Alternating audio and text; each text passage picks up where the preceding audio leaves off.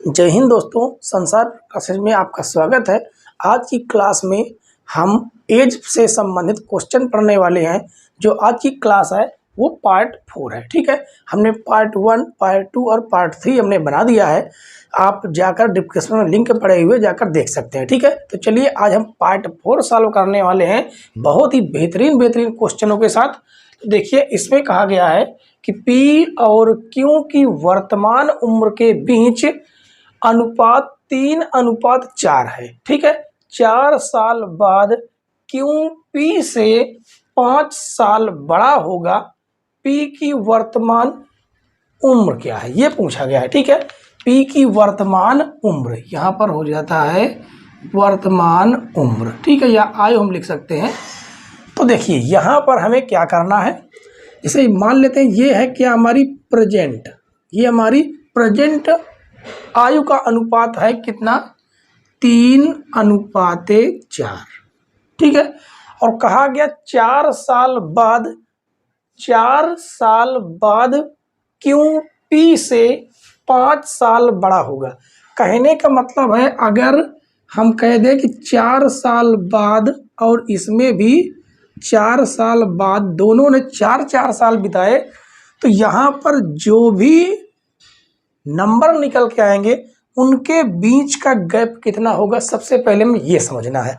तो देखिए, अगर आपको एग्जाम्पल के माध्यम से आपको हम समझाते हैं। मान लीजिए कि यहाँ पर जो एक व्यक्ति ए है और एक व्यक्ति बी है, इस समय प्रेजेंट में उनकी उम्रों का जो अनुपात है वो कितना है, वो 15:20 है। ठीक है, तो देखिए इनके बीच में अगर हम देखा जाए, अगर इसको हम अनुपात में काटें तो 5 3 15 और 5 4 20 ये अनुपात निकल के आता है। लेकिन हम आपसे कहें कि ये 5 साल बाद देखें तो इनकी उम्र कितनी बढ़ गई होगी, 5 साल, यानी कि ये 15 से 20 हो गया और ये 20 से 25 हो गया। ठीक है, अब इनके उम्रों का हम अनुपात निकाल कर देखते हैं। तो 5 4 20 और 5 5 25। तो देखिए कहने का मतलब है कि इसके बीच में कितने का गैप, अंतर 1 का, और यहाँ पर भी कितने का अंतर था, 1 का। इससे हमें ये पता चला कि दो व्यक्तियों के आयु के बीच में जितने वर्ष का गैप आज प्रेजेंट में है, हम कितने भी साल, अगर हम ये दोनों व्यक्ति कितने भी साल अगर व्यतीत कर लेते हैं तो उनके बीच में उतना ही अंतर होगा जितना प्रेजेंट में रहा होगा। ठीक है, क्योंकि दोनों लोगों ने 4 साल क्या करिए बिताए होंगे। ठीक है, तो कहने का मतलब है ये सब फालतू की चीज़ें दी हुई हैं हमें कंफ्यूज करने के लिए। ठीक है, तो इनके बीच में गैप जितना आज है उतना ही 4 साल बाद होगा, यानी कि यहाँ पर गैप दिखा रहा है 1 साल का, लेकिन क्वेश्चन क्या कहा रहा है कि जो क्यों है पी से 5 साल बड़ा होगा, यानी इनके बीच में 5 साल का गैप होगा। लेकिन यहाँ पर कह रहा है 1 साल का गैप, तो 1 साल गैप ना होकर कितने, 5 साल का गैप, इससे कितना गुना, 5 गुना। तो जो पी की उम्र है वो भी इससे कितनी गुनी होगी, 5 गुनी होगी। ठीक है, तो देखिए ये पी है और ये क्यों है। ठीक है, तो जो पी की उम्र होगी वो भी 5 गुनी होगी, यानी 5 3 15 ईयर। ठीक है दोस्तों, तो देखिए कितना आसान क्वेश्चन था, बस हमें इस क्वेश्चन को घुमा दिया था थोड़ा सा। ठीक है, तो चलिए हम अगला क्वेश्चन देखते हैं, क्वेश्चन नंबर 2। आइए दोस्तों, क्वेश्चन नंबर 2 देखते हैं। इस क्वेश्चन को भी सेम टू सेम वैसा ही करना है। अब तो आप इस क्वेश्चन को देखते ही कर सकते हैं। ठीक है, तो देखिए पी और क्यू की वर्तमान उम्र के बीच अनुपात 4:7 है। ठीक है, तो प्रेजेंट की बात की गई है कि पी और क्यू का जो अनुपात है वो 4:7 है। ठीक है, 13 साल बाद क्यू पी से 12 साल बड़ा होगा। तो यहाँ पर देखिए उनके बीच के गैप कितना है, 3। अगर आज प्रेजेंट में इनके बीच का गैप 3 साल है, तो आज से कितने भी साल गुजर जाएं उनके बीच का जो अंतर होगा उम्रों का वो उतना ही रहेगा जितना आज प्रेजेंट में है, यानी 3 ही रहेगा। लेकिन क्वेश्चन कह रहा 13 साल बाद उनके जो बीच का गैप वो कितना हो जाएगा, 12 साल बड़ा हो जाएगा।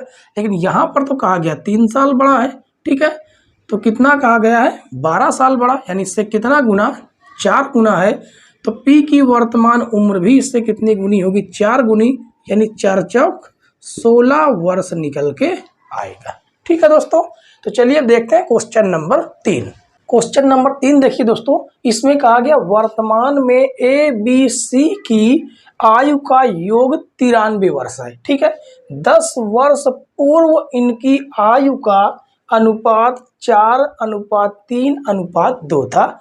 वर्तमान में AB व C की आयु क्या है। ठीक है, तो देखिए बहुत ही बेहतरीन क्वेश्चन है ये। यहाँ पर देखिए ये हमारी हो गई प्रेजेंट आयु। ठीक है, यहाँ पर कौन कौन है, A, B और C, इनका उम्र का अगर हम योग कर देते हैं तो कितना है, 93 वर्ष। ठीक है, लेकिन कहा गया है कि 10 वर्ष पूर्व इनकी आयु का अनुपात, तो हम 10 वर्ष पूर्व चले जाते हैं, कितना, 10 वर्ष पूर्व, तो उनकी आयु का अनुपात कितना था, 4:3:2 था। ठीक है, अगर हमें यहाँ पर इनका योग दे देता तो आराम से हम निकाल सकते थे, और यहाँ पर हमें किसका योग दिया, वर्तमान का, और 10 वर्ष पूर्व का हमें क्या दिया गया है, 10 वर्ष पूर्व का हमें अनुपात दिया गया। तो हम क्या करते हैं कि देखिए इनमें जब हमने जोड़ा होगा तो इसकी भी 10 वर्ष जुड़ी होगी, इसकी भी 10 वर्ष जुड़ी होगी, और इसकी भी 10 वर्ष जुड़ी होगी प्रेजेंट में। अगर इनको हम वापस हमें 10 वर्ष पूर्व ले जाना होगा तो हमें क्या करना होगा कि इनके जो उम्र हैं 10 वर्ष जो हिस्से में जुड़े हुए हैं, 10 साल इसने बिताए हैं, 10 साल B ने, 10 साल C ने, तो हम क्या करेंगे, 10, 10, 20, 10, 30 वर्ष को अगर हम घटा देते हैं तो हम 10 वर्ष पहले इनकी आयु का योग ज्ञात कर सकते हैं। ठीक है, यानी 93 से 30 घटाएंगे तो कितना आ जाएगा, 63 वर्ष आ जाएगा। ठीक है, और यहाँ पर हमें देखने पर क्या पता चला कि 4, 3, 7, 2, 9 अनुपात में इनका योग 9 है, लेकिन क्वेश्चन कह रहा इनका जो अनुपात जो योग है वर्षों का वो 93 और 63 साल है। इतने से कितना गुना है इससे, तो 9 7 63, यानी इससे 7 गुना है। तो जो उम्र होंगी ये भी अपने आप की कितनी गुनी होंगी, 7 गुनी, यानी इसमें भी हम 7 का गुणा कराएंगे तो ये हो जाएगा 7 चौक 28, और इसमें 7 का गुणा करेंगे ये हो जाएगा 7 त्रिक 21, और इसमें 7 का हम गुणा करेंगे तो ये हो जाएगा 7 दूनी 14। ये 10 वर्ष पूर्व की उम्र है।